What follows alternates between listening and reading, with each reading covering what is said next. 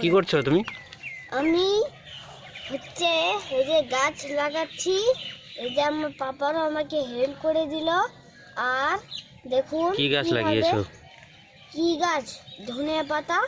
ধনেপাতা? হ্যাঁ, দেখুন কিভাবে রুটগুলা নিচে আছে। এটা আবার কিভাবে লাগাচ্ছ তুমি?